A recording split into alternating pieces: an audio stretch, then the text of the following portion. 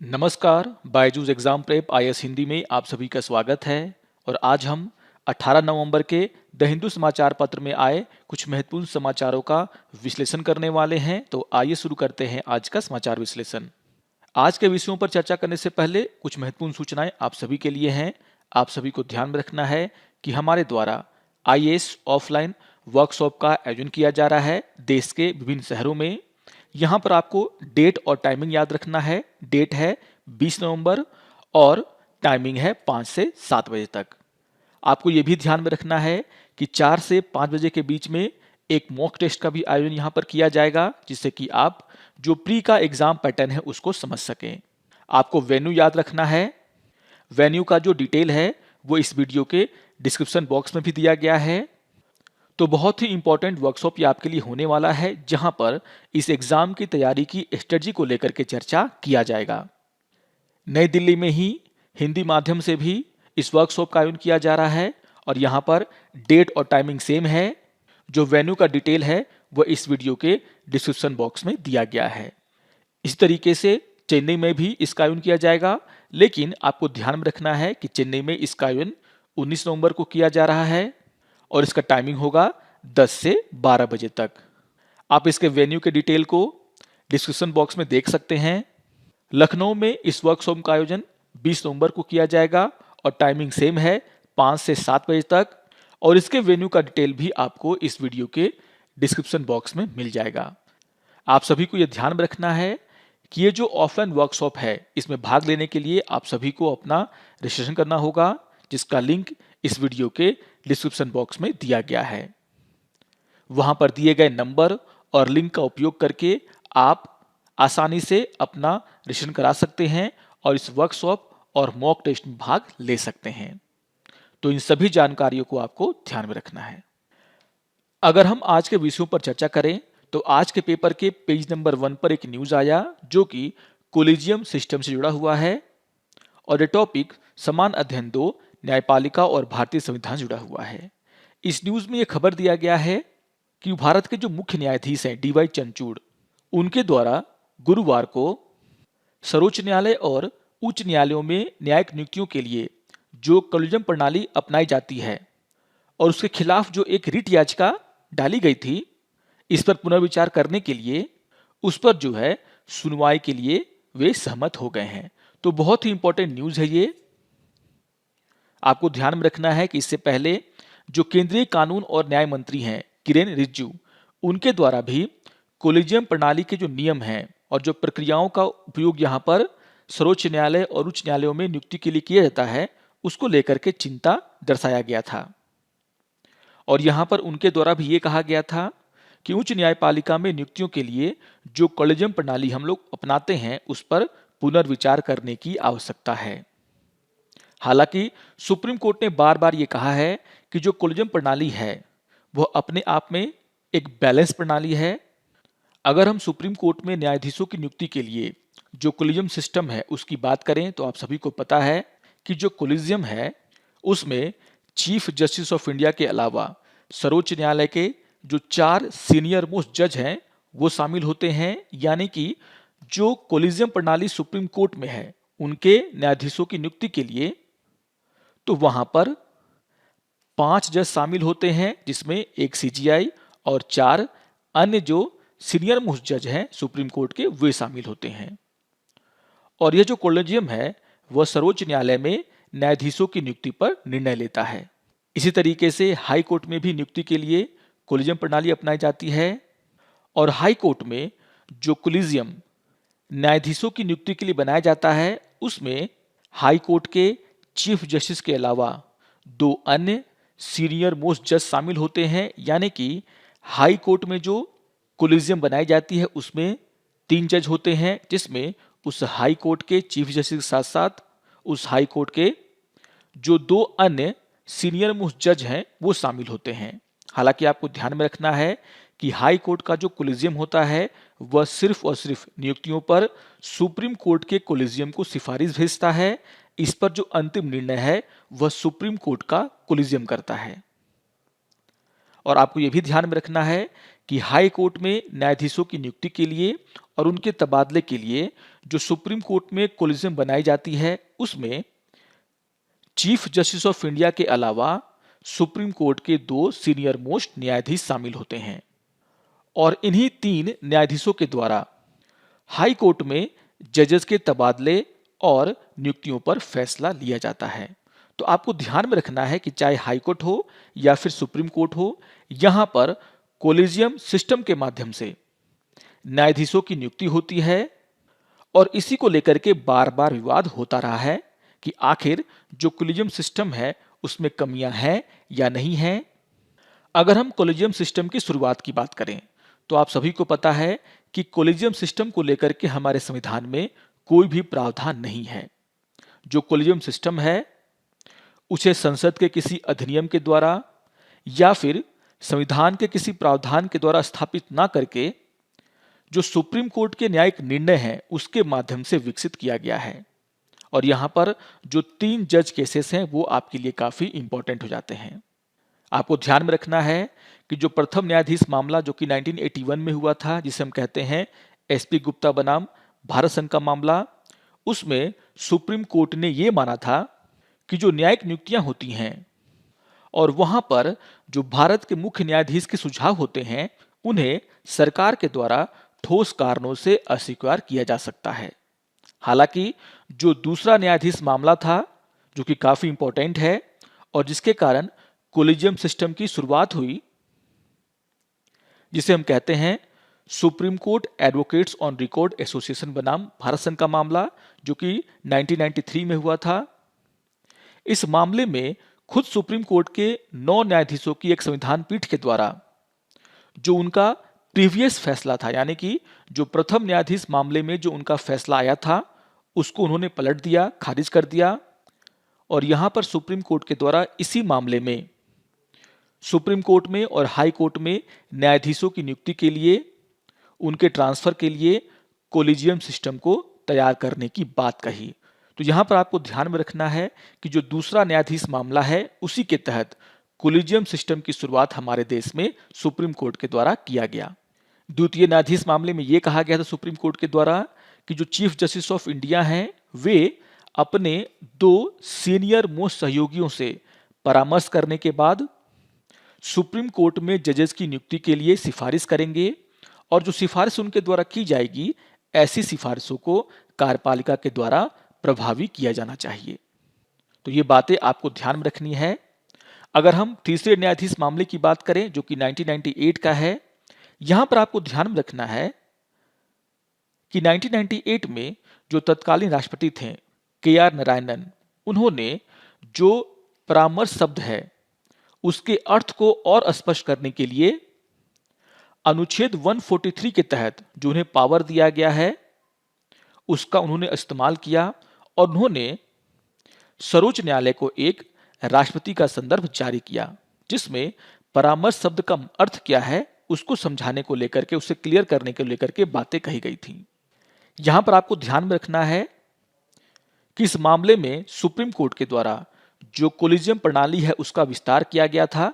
जैसा कि मैंने कहा कि द्वितीय न्यायाधीश मामले में सुप्रीम कोर्ट के द्वारा यह कहा गया था कि जो चीफ जस्टिस ऑफ इंडिया हैं वो अपने 2 वरिष्ठतम सहयोगी के साथ परामर्श करेंगे और फिर सरकार को सिफारिश करेंगे कि किस जज को सुप्रीम कोर्ट में नियुक्त करना चाहिए।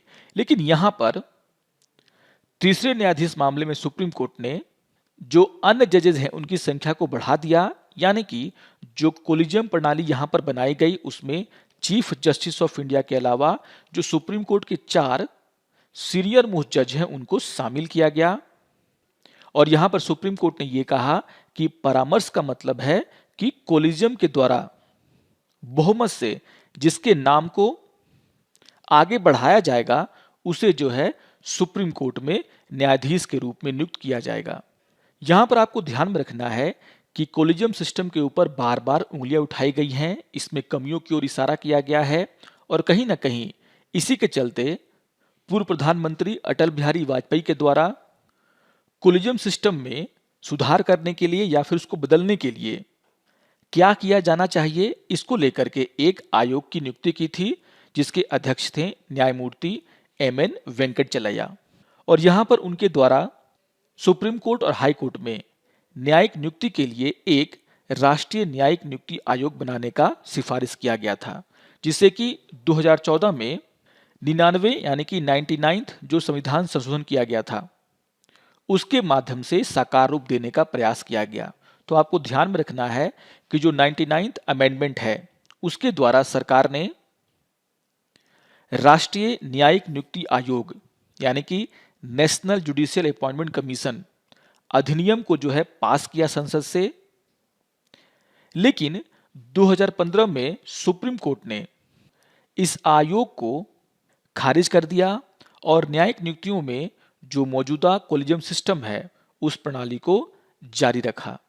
और यहां पर सुप्रीम कोर्ट का उस समय यह कहना था कि जो राष्ट्रीय न्यायिक नियुक्ति आयोग है वो कहीं ना कहीं संविधान के बेसिक स्ट्रक्चर का उल्लंघन करती है, क्योंकि न्यायपालिका में जो कार्यपालिका है वो एक हद से ज्यादा इंटरफेयर नहीं कर सकता। और वहां पर जो 5 न्यायाधीशों की पीठ बनाई गई थी उन्होंने 4-1 की सहमति से जो नेशनल जुडिशियल अपॉइंटमेंट कमीशन है उसे जो है यह बोल करके खारिज कर दिया कि यह संविधान के बेसिक स्ट्रक्चर के खिलाफ है। तो कहीं ना कहीं कोलिजियम प्रणाली को लेकर के जो चर्चाएं होती रहती हैं, जो उंगलियां उस पर उठाई जाती हैं, उसके कारण ही यहां पर सरकार ने राष्ट्रीय न्यायिक नियुक्ति आयोग बनाने का प्रयास किया था, लेकिन सुप्रीम कोर्ट ने इसे खारिज कर दिया।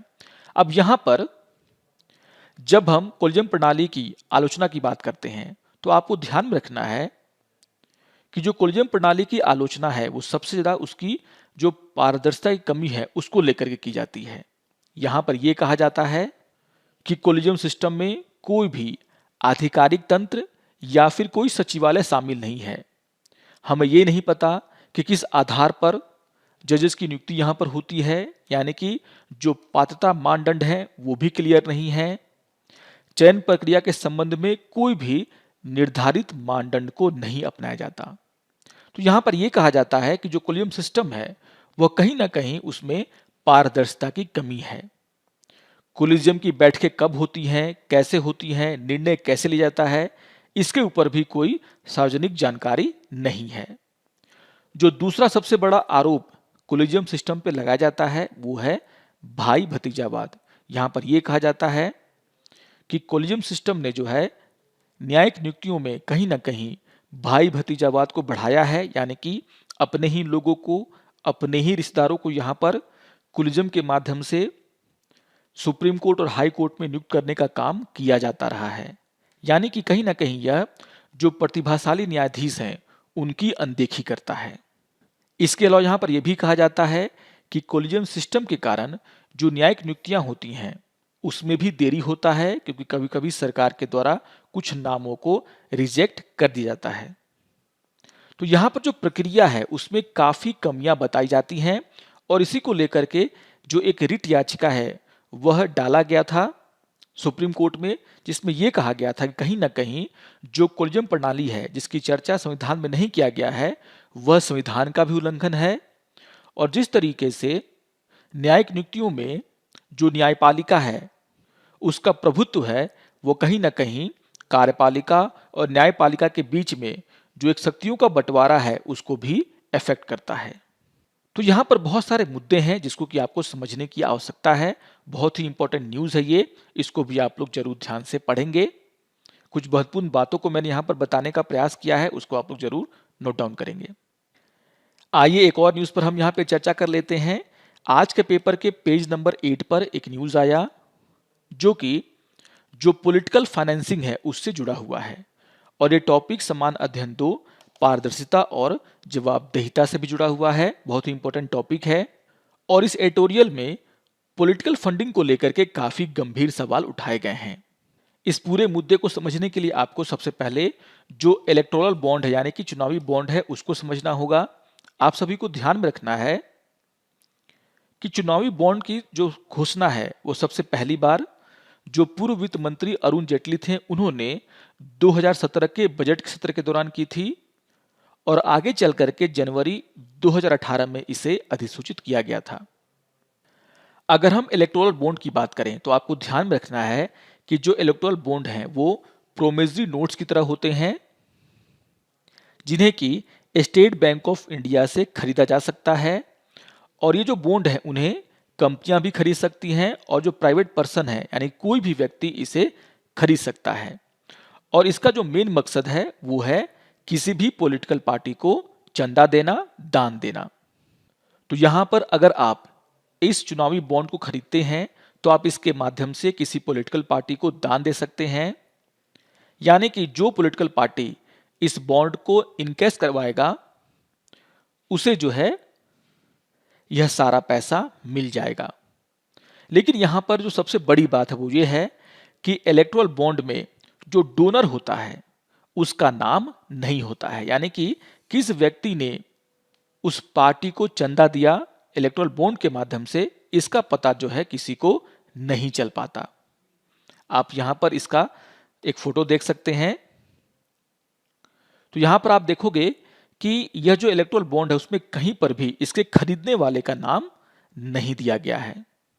अगर हम इलेक्टोरल बॉन्ड की बात करें तो यह जो बॉन्ड है वह 1000, 10,000, 1 लाख, 10 लाख और 1 करोड़ के गुणक में एसबीआई के किसी भी शाखा से खरीदी जा सकती है। और यहां पर एक कंपनी या फिर एक जो व्यक्ति है वह कितने भी इलेक्टोरल बॉन्ड खरीद सकता है, यानी कि यहां पर भी कोई सीमा नहीं लगाई गई है। और आपको ध्यान में रखना है कि जो जन प्रतिनिधि अधिनियम 1951 है उसकी धारा 29A के तहत जो पंजीकृत पॉलिटिकल पार्टीज हैं वे जो हैं इन इलेक्टोरल बॉन्ड को इनकैश करा सकते हैं। इसके अलावा भी जो पॉलिटिकल पार्टियां हैं वह चंदा लेती हैं। जैसे यहां पर यह कहा गया है कि इलेक्टोरल बॉन्ड के अलावा एक पार्टी जो है चेक या डिजिटल माध्यम से 2000 तक का नकद दान भी प्राप्त कर सकता है। अब जैसा कि मैंने कहा कि जो इलेक्टोरल बॉन्ड है उसमें इसको खरीदने वाले का नाम नहीं रहता, यानी कि यहां पर साफ साफ पारदर्शिता की कमी है और इसी को लेकर के सारा का सारा मुद्दा उठा है। आपको ध्यान में रखना है कि 2 गैर सरकारी संगठन कॉमन कॉज और एसोसिएशन फॉर डेमोक्रेटिक रिफॉर्म्स यानी कि एडीआर के द्वारा चुनावी बॉन्ड को न्यायालयों में चुनौती दी गई है और उन्होंने ये आरोप लगाया है कि यह जो इलेक्टोरल बॉन्ड है वो कहीं ना कहीं जिसकी सरकार होती है उसी पॉलिटिकल पार्टी को फायदा पहुंचाता है और कहीं ना कहीं यह हमारे लोकतंत्र को कमजोर कर रहा है। इसको लेकर के एडीआर का जो डेटा है उसको आपको ध्यान में रखना है। एडीआर के द्वारा जो डेटा दिया गया है उसमें यह कहा गया है कि मार्च 2018 से लेकर के अप्रैल 2022 तक 9,800 करोड़ से अधिक मूल्य के 18,000 से भी अधिक बॉन्ड एसबीआई के द्वारा बेचे गए हैं। किसने खरीदा इसका पता किसी को नहीं है। यहां पर एडीआर ने अपने विश्लेषण में यह कहा है कि जब से चुनावी बॉन्ड जारी किया गया है उसके बाद से जो नेशनल पार्टियां हैं उनकी कुल आय का 52% और जो क्षेत्रीय पार्टियां हैं उनकी कुल आय का 53% इन बॉन्डों के माध्यम से कवर होता है। यानी कि ये जो राष्ट्रीय पार्टियां हैं उनका जितना भी चंदा उनको मिलता है उसका 52% अब चुनावी बॉन्ड के तरफ से आ रहा है और जो क्षेत्रीय पार्टियां हैं उनकी आय का जो 53% है वह चुनावी बॉन्ड से कवर हो रहा है। और यहां पर अगर हम इलेक्शन कमीशन ऑफ इंडिया के आंकड़ों को भी देखते हैं तो यहां पर यह कहा गया है कि 2019-20 के दौरान जितने भी चुनावी बॉन्ड बेचे गए थे उनमें से जो 75% है वह बीजेपी को गया है और जो 9% है वह कांग्रेस के पास गया है। तो आप देख सकते हैं कि यहां पर जो आरोप लगाया गया है एडीआर के द्वारा कि जिस पार्टी का शासन होता है उस पार्टी को यहां पर ज्यादा चंदा मिल रहा है वो कहीं ना कहीं यहां पर साबित हो रहा है।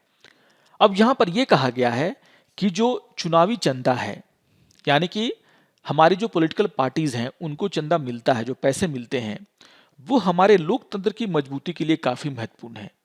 और इसको लेकर के यहां पर समझाने का प्रयास किया गया है कि जब हम लोकतंत्र की बात करते हैं तो यहां पर 3 बातें जो हैं काफी महत्वपूर्ण हो जाती हैं। पहला कि जो सत्ता में पार्टी है और जो विपक्षी दल हैं उनके बीच में किस तरीके से चुनाव में प्रतिस्पर्धा होती है। अब जैसा कि मैंने कहा कि जितने भी चुनावी बॉन्ड बिक रहे हैं उनमें से अधिकतर जो पैसा है वह सिर्फ और सिर्फ उन पार्टियों को जा रहा है जिनकी सरकारें हैं। तो कहीं ना कहीं अगर हम बात करते हैं, तो कहीं ना कहीं जब हम निष्पक्ष चुनाव की बात करते हैं और यहाँ पर जो सत्ता में पार्टी है उसके पास सबसे ज़्यादा धन होगा और जो विपक्ष में पार्टियां हैं उनके पास धन कम होगा, तो कहीं ना कहीं यह फ्री एंड फेयर इलेक्शन के खिलाफ है। और इसलिए कहा जा रहा है कि जिस तरीके से चुनावी बॉन्ड ने जिसकी सत्ता है उसे फायदा पहुंचाया है, उसको देखते हुए इसे बंद कर देना चाहिए। उस तरीके से यहां पर यह भी कहा गया है कि पार्टी के अंदर भी इसके कारण जो है, जो इनर पार्टी डेमोक्रेसी है, जो पार्टी के अंदर डेमोक्रेसी होता है, उसको भी इफेक्ट ये कर रहा है। कैसे? यहां पर यह कहा जा रहा है कि जो व्यक्ति सबसे ज्यादा पैसा यानी कि चुनावी जो बॉन्ड है या फिर कह सकते हैं जो दान है लेकर के आता है, उससे क्या किया जा रहा है, उस पार्टी में ऊंचा पद दिया जा रहा है, जो कहीं ना कहीं इनर पार्टी डेमोक्रेसी के खिलाफ है। तो इस तरीके से यहां पर यह समझाने का प्रयास किया गया है कि कहीं ना कहीं जो इलेक्टोरल बॉन्ड है, चुनावी बॉन्ड है, वह हमारे लोकतंत्र को कमजोर कर रहा है, हमारी पार्टियों को खोखला कर रहा है, जो कि हमारे लोकतंत्र के भविष्य के लिए सही नहीं है। तो कुछ बहुत ही इंपॉर्टेंट मुद्दे यहां पर इलेक्टोरल बॉन्ड को लेकर के उठाए गए हैं। तो इंपॉर्टेंट न्यूज है ये, इसको भी आप लोग जरूर ध्यान से पढ़ेंगे। आइए एक और न्यूज की हम यहाँ पे चर्चा कर लेते हैं। आज के पेपर के पेज नंबर 8 पर एक एडिटोरियल आया जिसका शीर्षक है ट्रेड टर्मुलेंट और ये टॉपिक सामान्य अध्ययन 3 अर्थव्यवस्था जुड़ा हुआ है। तो आप सभी जानते हैं कुछ दिनों पहले ही जो फॉरेन ट्रेड का डेटा है वो आया है। पीआईबी में इसको लेकर के काफी सारे डेटा जो है दिए गए हैं। और अगर हम यहाँ पर डेटा दिया गया है फॉरेन ट्रेड को लेकर के उसकी बात करें, तो यहाँ पर जो अक्टूबर का डेटा है उसमें यह कहा गया है कि अक्टूबर 2022 के दौरान भारत का जो कुल निर्यात है, आप यहां पर देख सकते हैं कुल निर्यात, वह 58.36 बिलियन अमेरिकी डॉलर रहा है। जबकि अगर हम कुल आयात की बात करें तो यह जो है 73 बिलियन डॉलर रहा है। जबकि अगर हम इसे कंपेयर करते हैं 2021 से, तो आपको ये मिलेगा कि जो उस समय निर्यात था वह 56 बिलियन डॉलर के आसपास था और जो आयात है वह 65 बिलियन के आसपास था। लेकिन यहां पर जो व्यापार संतुलन का डेटा है वो काफी चौंकाने वाला है। आपको देखने को मिलेगा कि जो व्यापार संतुलन है वह निगेटिव 14.63 है, यानी कि डेफिसिट में है। और अगर हम इसे कंपेयर करते हैं 2021 से, तो यहां पर जो अक्टूबर 2022 का जो व्यापार घाटा है वह काफी बड़ा है। और इसी को लेकर के इस एडिटोरियल में जो है चिंता जताया गया है। यहां पर अप्रैल से अक्टूबर के बीच में जो व्यापार हुआ है उसको लेकर के भी डेटा दिया गया है। यहां पर आप देख सकते हैं कि जो ओवरऑल ट्रेड है उसमें जो निर्यात हुआ है अप्रैल से अक्टूबर का जो डेटा है उसमें आप देखोगे कि वह लगभग 444 बिलियन अमेरिकी डॉलर के आसपास है। जबकि अगर हम आयात की बात करें तो जो टोटल आयात है वह 543 बिलियन के आसपास है।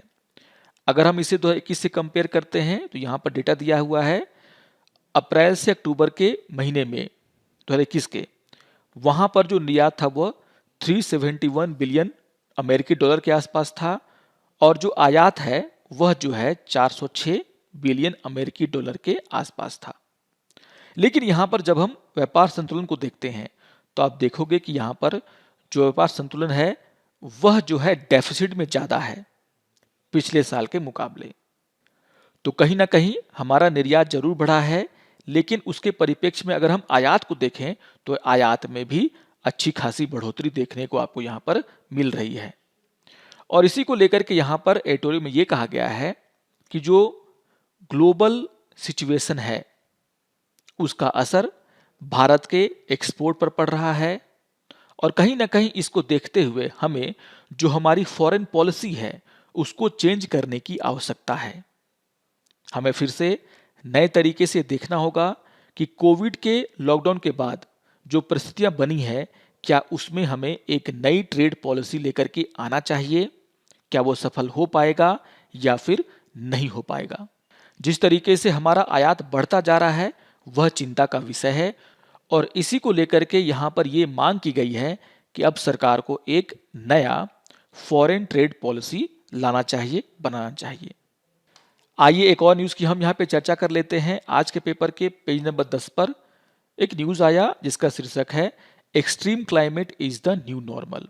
और यहाँ पर एक बहुत ही इंपॉर्टेंट डेटा दिया गया है, बात कही गई है और यहाँ पर यह कहा गया है कि जनवरी 1 से लेकर के 30 सितंबर तक, यानी कि 2022 का जो 1 जनवरी से लेकर के 30 सितंबर का अगर हम डेटा देखते हैं, जिसमें कि 273 डेज होते हैं, उसमें से अगर हम देखें तो 273 डेज में से 241 डेज हमारे देश में एक्सट्रीम वेदर इवेंट हुए हैं। यानी कि कहीं पर आपको भारी वर्षा देखने को मिलेगी, कहीं पर सूखा पड़ा हुआ है, कहीं पर तूफान आ रहे हैं। तो इस तरीके से देखा जाए तो यहाँ पर 273 डेज में से 241 डेज ऐसे गुजरे हैं जहां पर कोई ना कोई एक्सट्रीम वेदर इवेंट हुआ है। तो बहुत ही इंपॉर्टेंट यहां पर ये डेटा है जो ये कहता है कि कहीं ना कहीं जलवायु परिवर्तन का जो असर है वह काफी तेजी से हमें देखने को मिल रहा है। और यहां पर बहुत ही इंपॉर्टेंट डेटा दिया गया है जिसको कि आपको ध्यान में रखना है। यहां पर यह बताया गया है कि भारत के कितने स्टेट्स जो हैं वह इससे प्रभावित हुए हैं।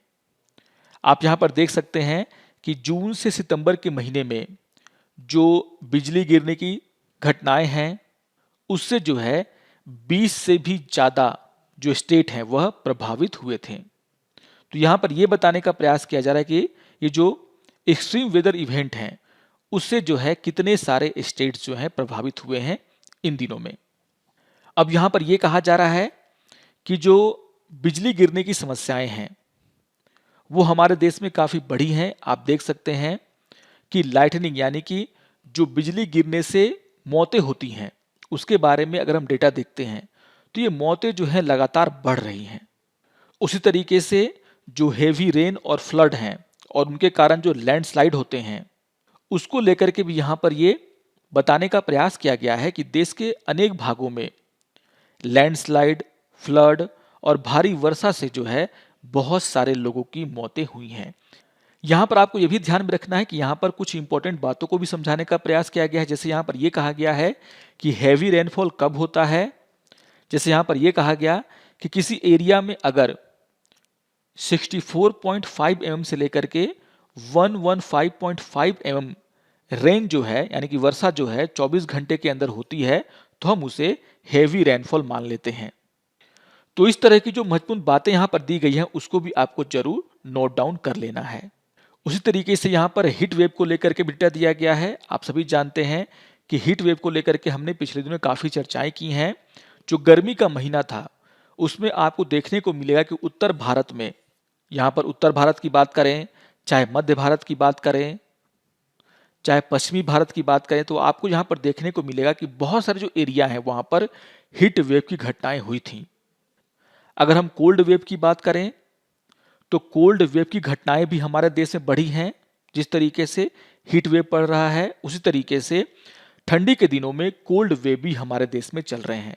और यहाँ पर जो डेटा है जो कि 2020 का डेटा है, लेकिन यहाँ पर ये डेटा कह रहा है कि अगर हम उत्तर भारत को देखें, मध्य भारत को देखें तो आपको देखने को मिलेगा कि ये सारे के सारे जो एरियाज हैं वह कोल्ड वेव से प्रभावित हो रहे हैं। तो इस तरह के बहुत सारे जो इवेंट हैं वो आपको देखने को मिले हैं खास करके इस वर्ष, और उसको यहाँ पर डेटा के माध्यम से समझाने का प्रयास किया गया है। तो इस डेटा को भी आप लोग जरूर ध्यान से नोट डाउन करेंगे। आइए एक और न्यूज़ की हम यहाँ पे चर्चा कर लेते हैं। आज के पेपर के पेज नंबर 6 पर एक न्यूज़ आया जिसका शीर्षक है Sri Lankan navy arrest 14 fisherman from Tamil Nadu. और ये टॉपिक समान अध्ययन 2 अंतर्राष्ट्रीय समझ जुड़ा हुआ है। तो इस तरह के न्यूज़ काफ़ी आते रहते हैं। जिस तरीके से भारत और श्रीलंका के बीच में मैरीटाइम बाउंड्री है उसके कारण हमेशा यह न्यूज़ आता रहता है कि भारत के नेवी के द्वारा श्रीलंका के मछुआरों को पकड़ा गया और श्रीलंका की नेवी के द्वारा भारत के जो मछुआरे हैं उनको पकड़ा गया। आप देख सकते हैं कि जो मछली पालन है वह तमिलनाडु में हजारों परिवारों को रोजगार देता है। यही हाल जो है श्रीलंका के मछुआरों का भी है और इसलिए कहीं ना कहीं ज़्यादा से ज़्यादा मछली पकड़ने की चाहत में यहाँ जो मछुआरे हैं वह एक दूसरे की समुद्री सीमा में प्रवेश कर जाते हैं। तो कहीं ना कहीं ये जो समस्या है वो काफी बड़ी होती जा रही है दोनों देशों के लिए, जिसके कि जल्द से जल्द समाधान करने की आवश्यकता है। तो इस न्यूज को भी आप लोग जरूर ध्यान से पढ़ेंगे।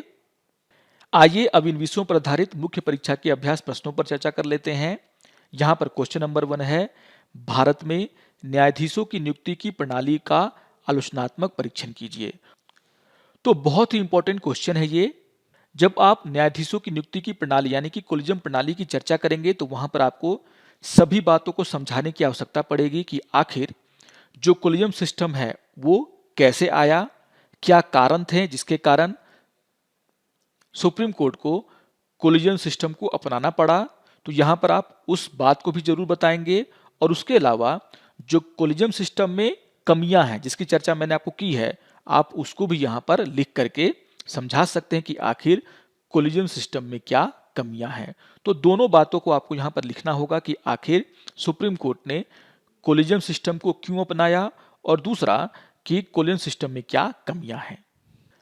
आइए देख लेते हैं दूसरे क्वेश्चन को। दूसरा क्वेश्चन है, जलवायु परिवर्तन के प्रत्यक्ष परिणाम के रूप में चरम मौसम की घटनाओं की आवृत्ति और परिणाम में वृद्धि हुई है, इस कथन पर चर्चा करें। तो यहां पर जो डेटा मैंने आपको दिए हैं उसका आप भरपूर इस्तेमाल कर सकते हैं ये समझाने के लिए कि किस तरीके से जो चरम मौसम घटनाएं हैं उनकी आवृत्ति में वृद्धि हुई है। इसके कारणों को लेकर के भी आप चर्चा कर सकते हैं और किस तरीके से इसका बचाव किया जाए इसको लेकर के भी आप यहाँ पर चर्चा कर सकते हैं। तो आशा करता हूं कि आप सभी को आज का यह समाचार विश्लेषण पसंद आया होगा। सारे टॉपिक्स बहुत ही महत्वपूर्ण हैं, इनको आप लोग जरूर पढ़ेंगे, रिवाइज करेंगे।